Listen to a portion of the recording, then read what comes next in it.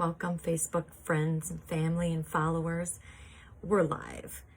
I have some content that has come to light, come to me, been channeling, and I felt compelled to come on here and to talk. So I am Tanya Tomasevich. I am from the Facebook group Intuitive Minds Already Know. I perform and provide oracle card readings on the side. That's my side hustle. So a couple topics, lots of topics actually. Because if you know me, hello Tim. If you know me and you've been following, I kind of have many branches of how I talk about my topics. It's a safe space here in Intuitive Minds Already Know. I embrace and welcome and encourage you to ask questions and comment. That's what this group is about. So I pulled some cards already. I'll read from the book. I'll speak from experience, and I will express some of the messages that have been coming to me lately. So, hello, Amanda. So there's three topics that I want to get to. The first one is true to yourself. The second one is point of no return. And the third one is boundaries. And I'm probably going to jump all over because that's where the content is. So I pulled some cards, and I think the first one that I want to talk about is probably the point of no return, because I gave some advice to a dear friend of mine that was struggling this morning, and that word kept coming up as I was channeling the advice that I was giving her. So I'm just going to read this card from Angela Rose's self-love deck. So keep in mind what I'm going to talk about when I'm reading this card. So the topic is point of no return. So you keep regurgitating that word, those words in your head as I read this and as I talk. And then feel free to comment and ask questions. Come home to you. Life can feel challenging when we are faced with something hard. In the discomfort of situations, it's normal to want to escape or run from it. Be with the discomfort. Be with the grief. Be with the emotions that want to move through you. You are not alone. It will get better. Just be you with your soul. Do you need to cry? Do you need to be angry? Do you need to laugh, journal, play, or do you need to sleep? Be with you. Mantra: I am not alone. I am safe and I am loved. So what is coming forward, and what came forward today in the conversation with a dear friend of mine this morning, was when we do our shadow work. And what I mean by shadow work, and you don't have to be in a spiritual journey to be shadow work. And if you've been following me, I talk a lot about dealing with your shit. And that is everything inside you, from your preconditioned as a child, from childhood trauma, or any trauma that you've experienced, or things that you set aside and that you keep deep down and you repress. For years, I was a habitual repressor. I knew I was. So that was one of my things I needed to work on when I decided to join this spiritual journey. And that made a lot of space. Each time I not resisted, but surrendered to repressing some of my emotions, I made room for more and more things to come forward. So as we release and as we let go and as we forgive and we start really dealing with our shit, there's always more shit that's really tucked in deep. So the point of no return is when you come into a struggle of something in your life and you're like, this doesn't feel right. and you try everything to get through it, no matter what it is. Now, pain is on purpose. Pain is on purpose. And our egos want to hold us back. Our egos are there for protection. That's our safe space. That's our comfort zone. And if we can push past ego and push to the ledge, basically, of that, jumping off point where we're like, I don't want to feel this way anymore. I don't want my voice to be heard. I don't want to repress anymore. I don't want to feel bad and sad and sick, because sometimes those things that we don't deal with inside, they come out in disease, in ailments, pain, discomfort, lack of sleep. Hello, Jody. And so when we get to that point, we have to push ourselves beyond that. It's like an athlete. If they want to get to a certain miles in the day that they want to run, well, of course, you have to go beyond your comfort zone. Bodybuilders, if they want to get a certain weight, or they want to lift a certain weight, well, of course, you have to go beyond that. You have to break away from those comfort zones and get out of ego. That's where we feel safe. But that's not where a lot of growth and where a lot of expanding happens. The magical part is when we break free of ego. We don't have to get rid of ego. Ego's there to protect us. It's good. It's a signal that says, hey, this isn't good. This isn't good. So let's dial it back down and start being self-aware. But when we can break free and break out of ego, it is the point of no return, because it's precedence. Once we get through that particular thing that's in your life, and it may be something new, it may be something that keeps coming up, because what was talked about in this conversation was we revert, because we get so far dealing with it that we're like, oh, I want to deal with this so bad. I don't want to feel this way, but it hurts so bad and I don't want to feel this way.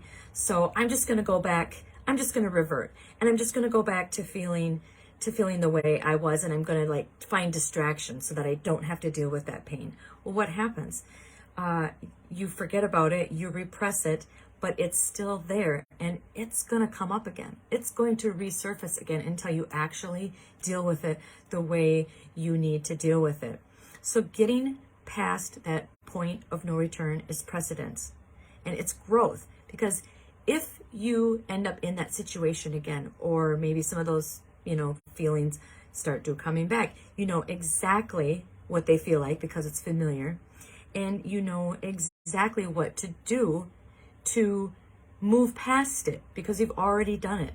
So point of no return is powerful. Not that it won't return, but you don't have to be there and sit in there. You can move past it.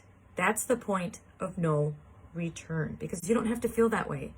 Even though those feelings might resurface a little bit, or memories of how that did feel, or a certain situation might feel familiar like this. A breakup might, for instance, I'll categorize this. So like a breakup feels very painful. Now you might have those same experiences and those same emotions dealing with a death or a grief or a loss. But you can utilize how you got through it and what you did to get through it to deal with this new situation. Do you see what I'm talking about? Does this make sense? All right. Comment, questions. That's the point of no return topic. The next topic we're going to talk about is truth. Being true to yourself. And what came forward lately, because I had a major shift. I had a major release this last week. There was some things in my life that I thought I had dealt with, and apparently I had not dealt with them enough. So universe brings them back in full circle, and I actually feel really good about my release. I felt really shifted. I felt like I learned something this time, even though the topic that the topic or the situation that I had to basically relive the pain and the shame and the guilt. It was more powerful this time than it was a couple months ago when I actually had to confess or admit the situation. And, you know, the universe will only provide us what the universe knows we can handle. And so that's why if you're thinking, why is this happening now? Well, it's because you weren't ready back then, or you didn't have the tools and the knowledge or the support system to get through it. So as you release and deal with your shit, it gets easier and easier to use how you dealt with each one for the next one. And that's why growing and expanding is so wonderful in your everyday journey as well as a spiritual journey. And there's always somebody that either has gone through it or is going through it. And it seems like in my network, in my spiritual journey network, it's always like a common theme. I can think of 2 other people that are kind of experiencing the same kind of situation and the same kind of emotions that I'm going through. So it's nice to have that support system. Being true to yourself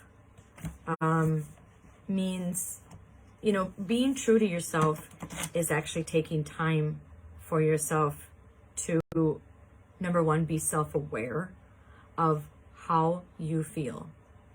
Now, we are given feelings and emotions as signals to say, hey, something's not right, because the body, it wants to feel good. That's its job.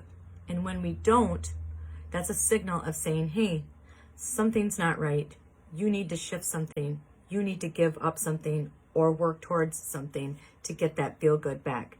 Who doesn't want to feel good? Who doesn't want to feel better?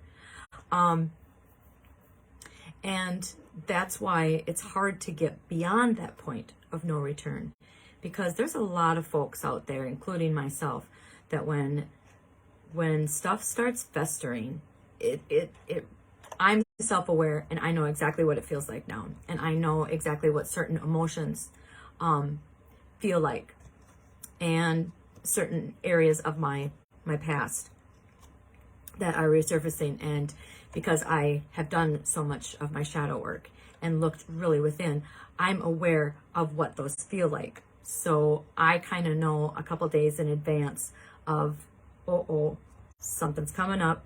I need to take time.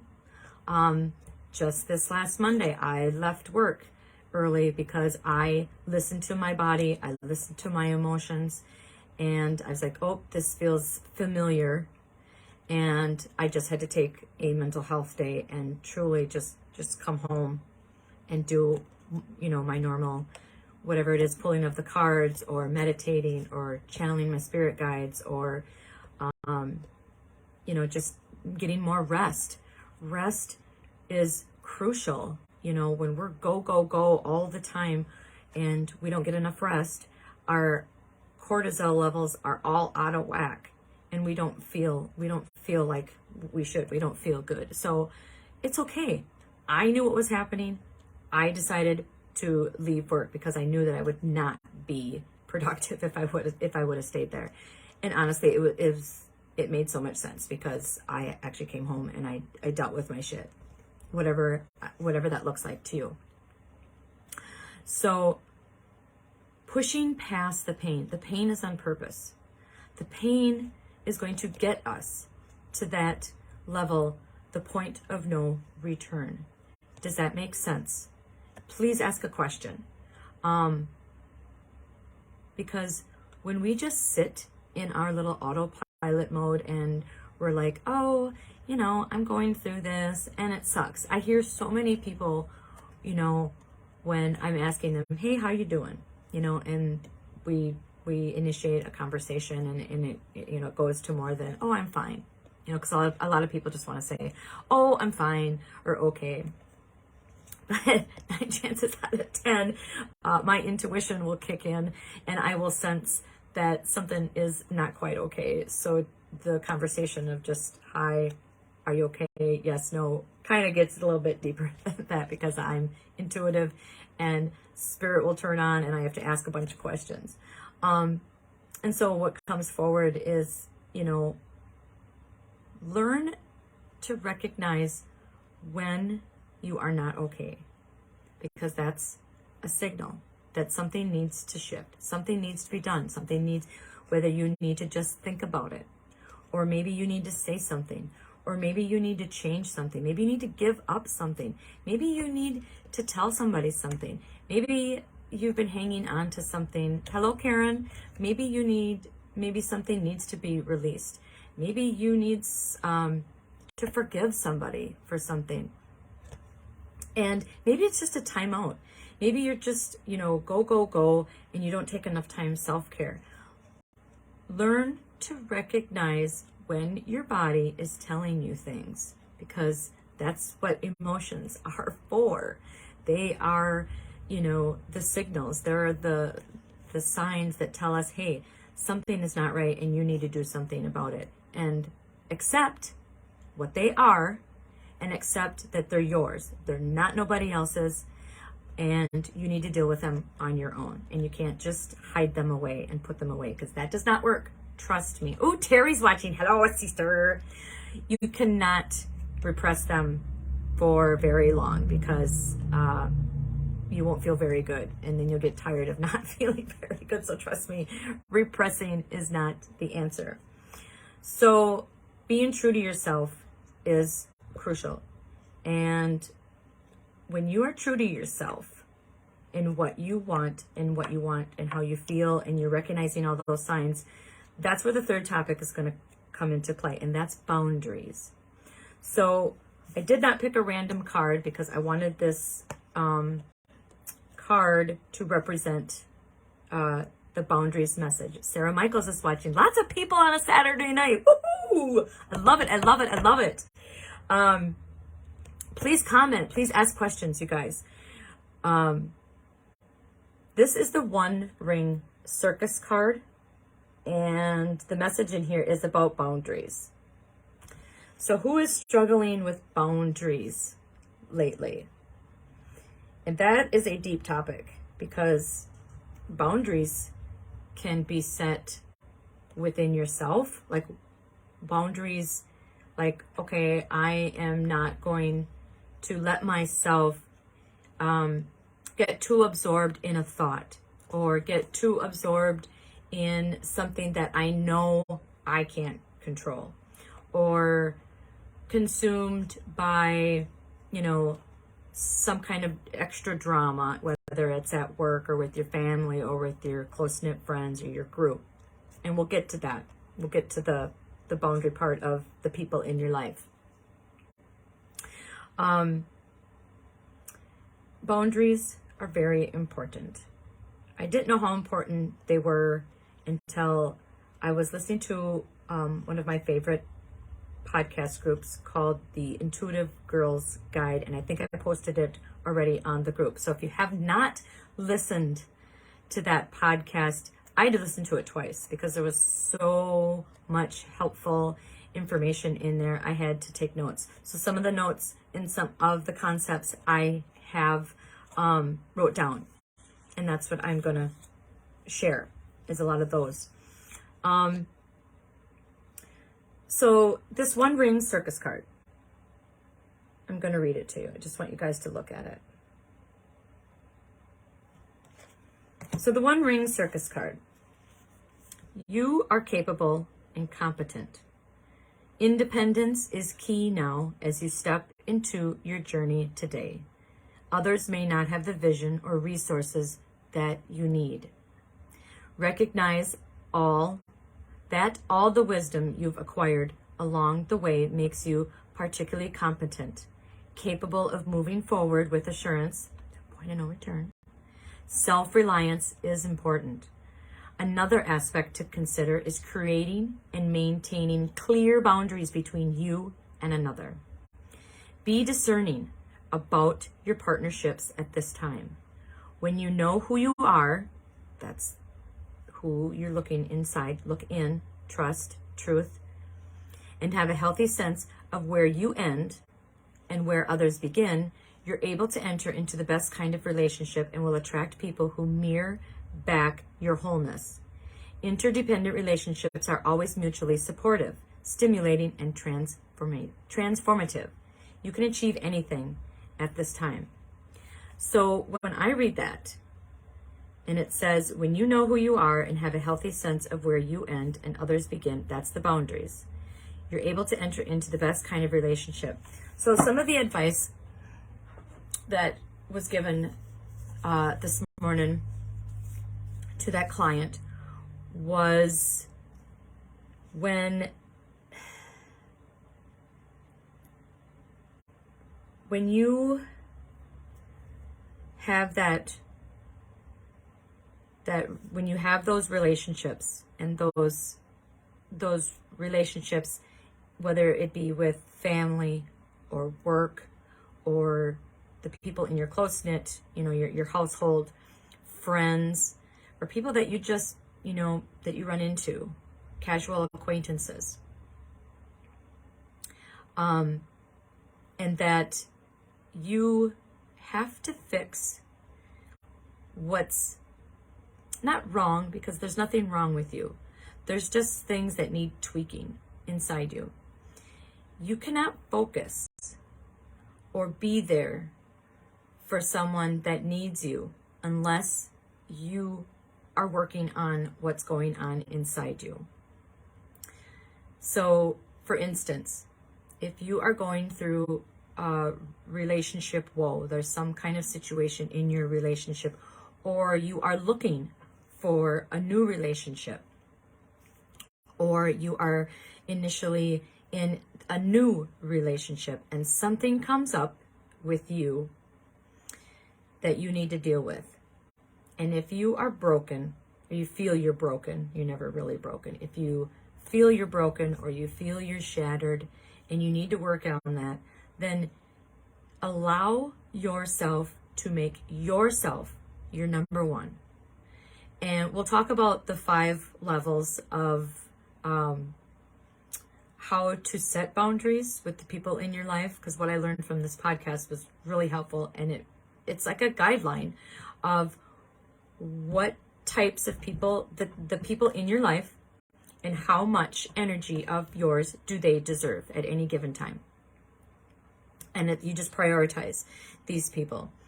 And so if you're of course, your spouse and your children are going to be high priority.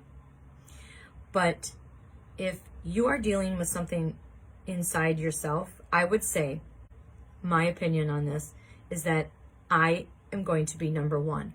I am going to set my relationship problem aside and really deal with me. Because if I'm not on point, if I'm not mentally capable of feeding into the energy of my relationship or into myself, how can I feed into and help my relationship problem? Does that make sense? So allow yourself to put yourself first. It's okay. It's not considered selfishness.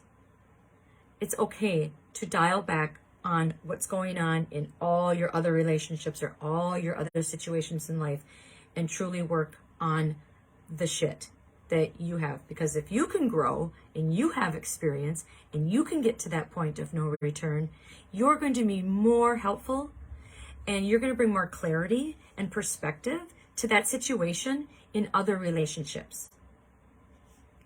And that's where the boundaries come in. So if those people in your life cannot accept that you are taking a time out for you, then that's where they get that's where on the priority list of how much energy they deserve from you, that's where maybe you need to reshift where they fit into your life. And it's okay. through my journey, I have had to basically kind of delete or draw back how much energy I gave in to certain people in my life that were demanding or just sucking my energy. And I'm like, this does not serve me. This type of relationship, this person does not reciprocate, and I don't feel good around this person, especially when I became more aware of my feelings around certain people. So what I learned from that wonderful podcast that I watched from the Intuitive Girls Guide is a question that you should ask yourself when you feel that you need to set some boundaries with people in your life. And the first thing I want to say that I wrote down, because I'm going to go through my notes now because we're really on the boundaries topic. Ask questions, folks. Comment, ask questions. Cock off. I don't care. I do care. I don't care if you cock off. I'll laugh. I'll laugh at your joke. Setting boundaries does not affect your limitless thinking. That's not what setting boundaries allows us to choose how we are going to react.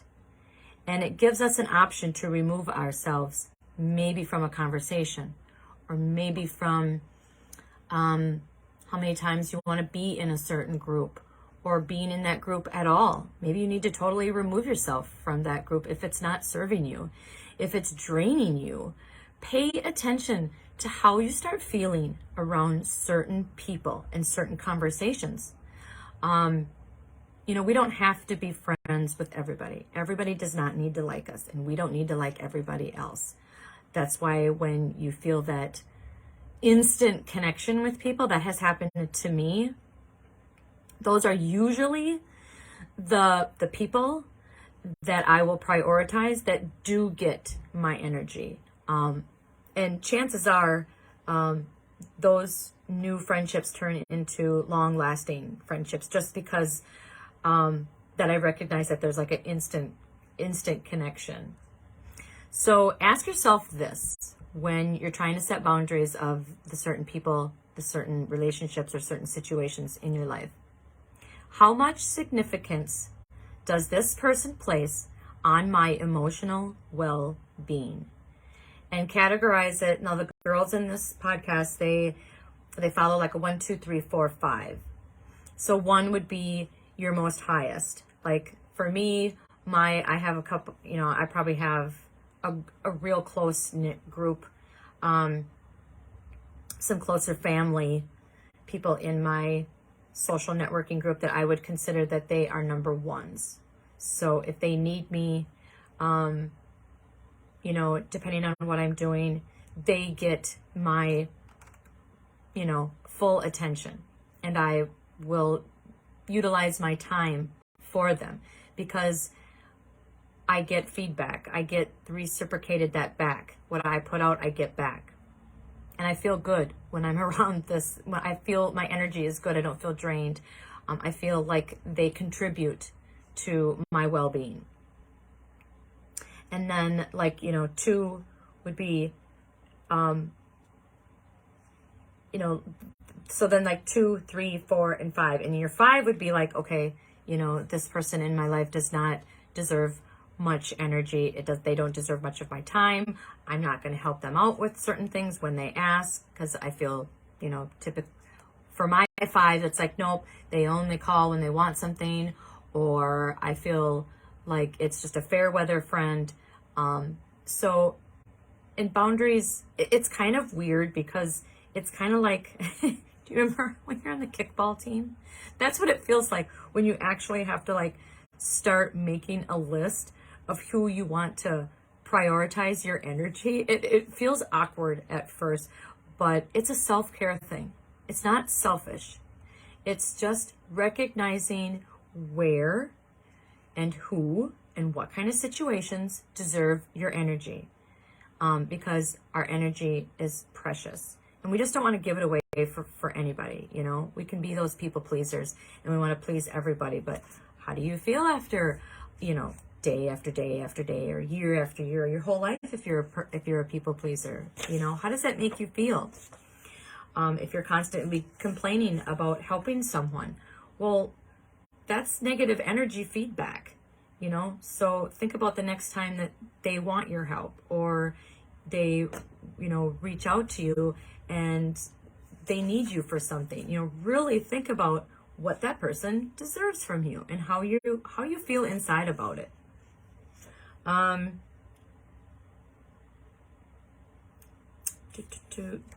So it's basically boundaries.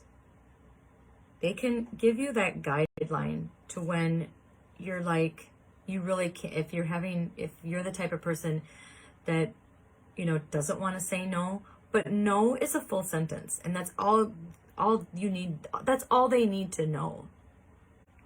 And that's all you need to say is, no, I cannot help you, or I cannot have this conversation at this time. And setting boundaries just in general, if you're uncomfortable in a situation, notice that. Don't force yourself to be in that conversation. You can politely remove yourself from conversations that you know make you just not feel your energy is just being sucked by them, or you just don't want to contribute to that conversation.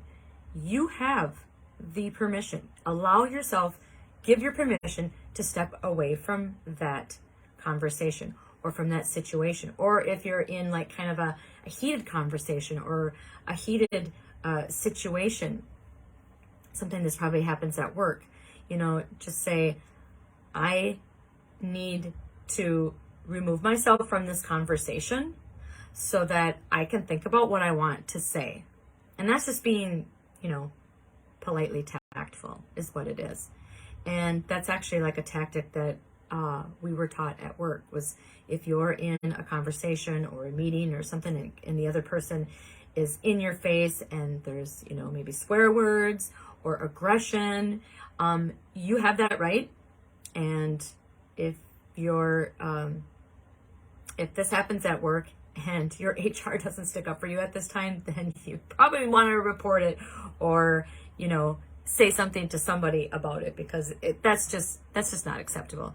You have that right to remove yourself from that situation, from that moment, because you do not have to feel that way. So that's kind of like at work. Any other questions, comments? So watch the podcast.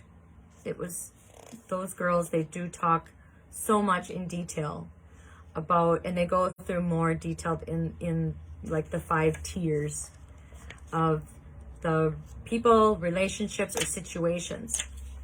And another thing that is super handy when you're struggling with boundaries, and like what the first step to do is journal. You're going to hear me talk about this a lot on here, because I'm an automatic writer. So journaling for me is in 2 different styles. So I will journal on purpose to get my thoughts out, or to write a poem, or if I want to remember a certain meditation session, I will journal that way. Hello, Renee. The other part of my journaling style is automatic writing. And I didn't know that this was labeled this until I actually heard about it. So automatic writing for me is, I will just maybe have a topic that I will start writing about. And I can just write and write and write and write and write. And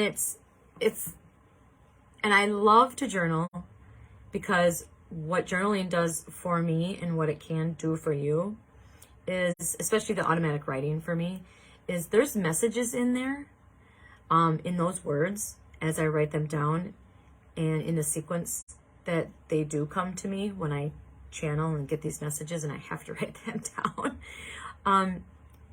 sometimes the message is very clear and it will resonate with me, and it'll be like, this is exactly what I needed to hear, needed to write down. What's happening lately is I have been drawn to old entries of what I've been journaling. And those are making like stuff I've written like 6 months ago, a year from now. And I'll just be like, oh, I'll just randomly, get the kind of urge to go, oh, I'm just going to like read this entry of this particular topic that I, was journaling. And boy, it's like, okay, this makes sense today. This is probably why I had a urge or a sensation or, intuition to write this stuff down 6 months ago, because Spirit knew that I was going to be able to process it more today. So that's why I highly recommend, if you don't practice anything else in your daily routine, journal. And back to that point of no return topic.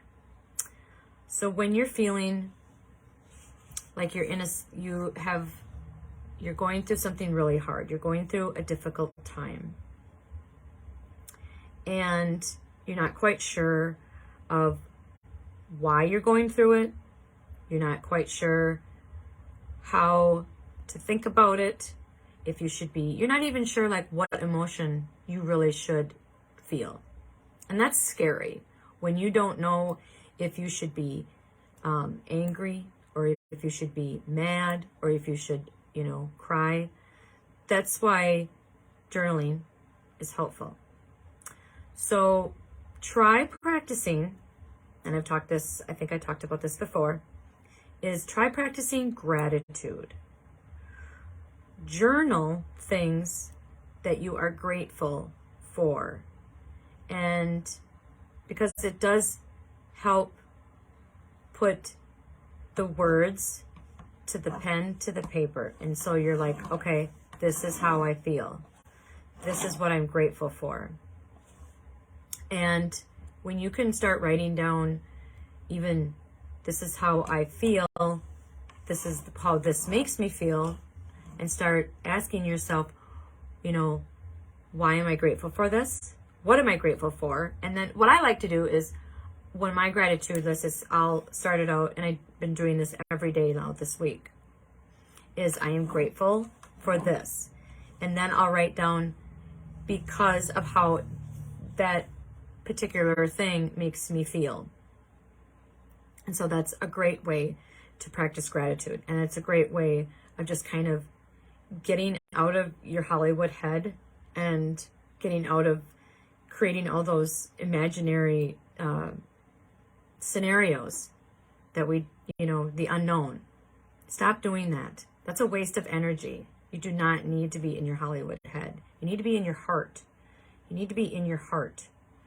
So when life gets you down and you're feeling lost and you're feeling shattered, one of the things that I learned this last week with my shift is that I just need to practice stillness, because I'm a doer, I'm a goer, I'm a planner. And I've usually got all kinds of projects going on in my head. And so when I can recognize that I'm feeling this shift, or I'm feeling a little wonky in one area or another, I have been forced by Spirit. They have told me, and the oracle cards and all my journaling, it's like calm, stillness, breathe, meditate. Just finding some stillness, just finding some calmness, even if it's just sitting alone and quiet for 10 minutes. Just be in that moment. It's amazing how much better you feel after that. Chances are you're going to be able to process a thought,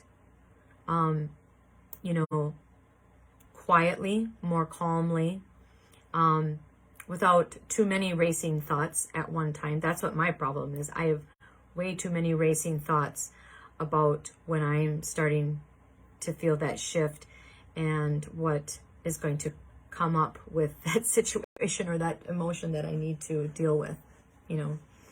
So, any questions? I am taking appointments again for at least an hour. I like to do an hour oracle card reading. Travis has achieved his Reiki Master certification. So he is really ready to get into his practice. He offers Reiki sessions at our house. He has a table that we use, and we just set up our room. It's very safe. It's cozy. It's confidential, and his charges are $35. So you can reach out to Travis or myself. And we also do Reiki and reading. We did one last Friday for a gal. So she came in and she had an intent, and she had some dis-ease. She had some pain that she'd been suffering for a while. So she came in and she did Reiki with Travis. And then after the Reiki session, then we felt she, you know, her energies were good. And then we did the Oracle card. So you can just do the Oracle card with me, or you can just do the Reiki session with Travis, or you can get a little discount and have them both. So I think I read all my cards, right? I thought I had one more. Oh, okay. I want to read one more of Angela Rose's card here before I let you guys all go tonight. So the card is let go, let flow. Control, for the most part, is an illusion. Do I have my people pleasers, my controllers watching still? We can't control other people, places, things, but we can control how we respond to them. What if everything that feels out of control is unfolding for your highest growth? What lesson is here for you to learn about yourself? Come back home.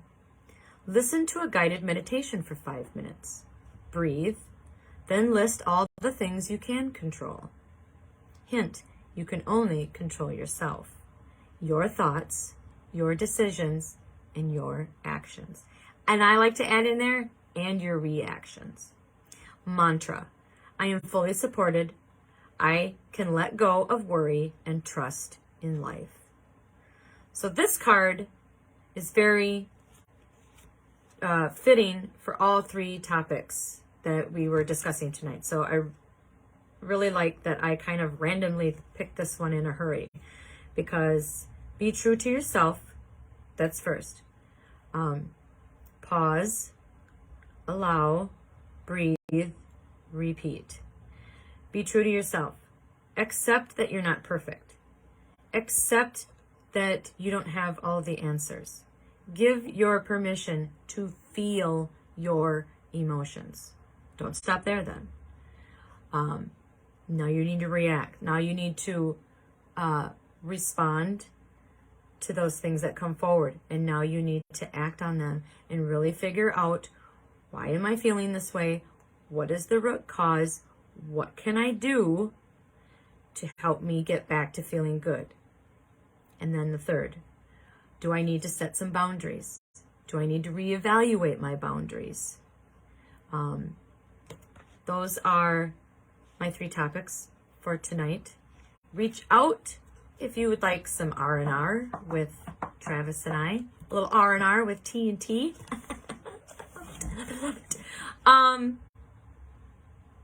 I recently was exposed to, not COVID,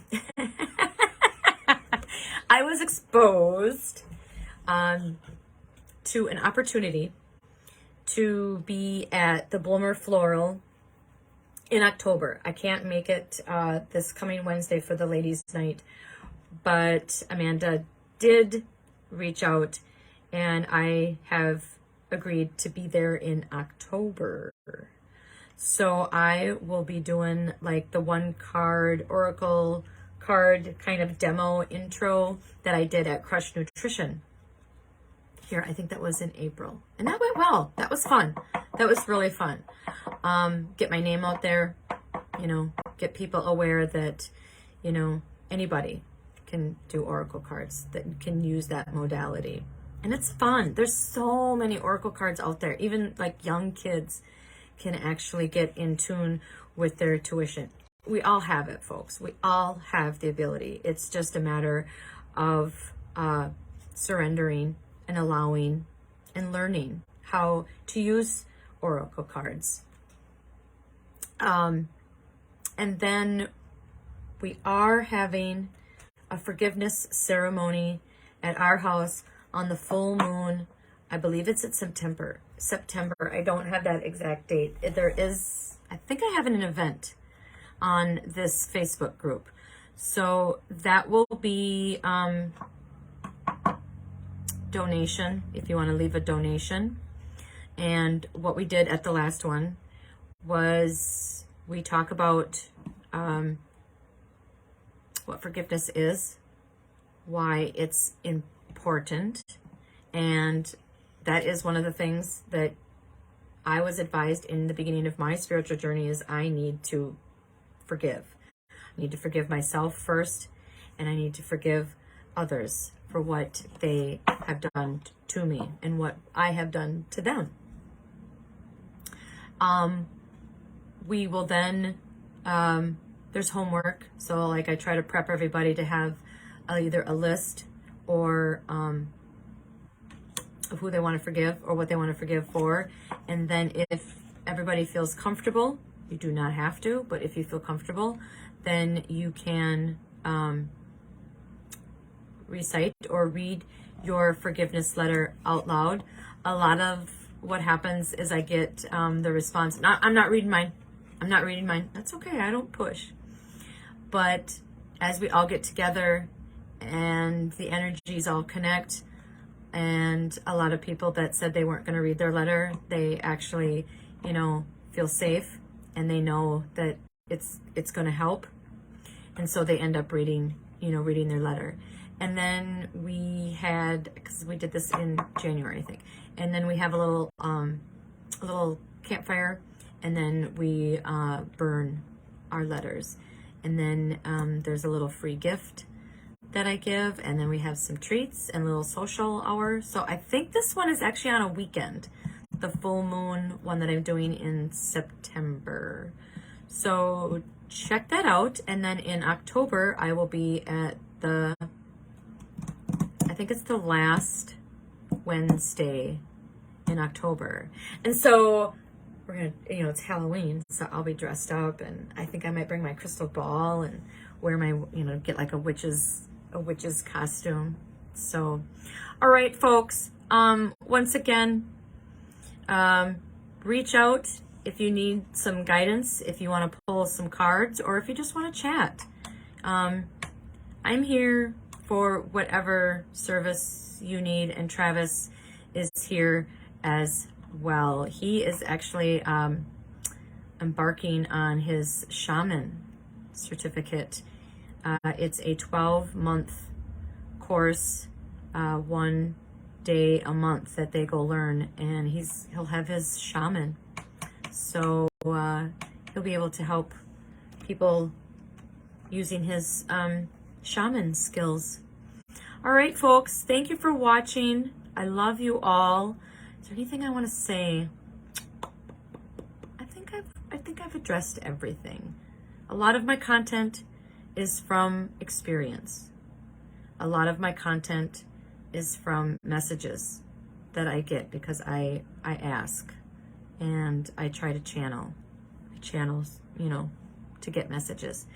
And then the rest of my content is just things that resonate with me, that make sense, and that I have applied in my daily life that makes sense to me. All right, folks, I love you all. Thanks for watching. Enjoy the rest of your weekend. Love you all.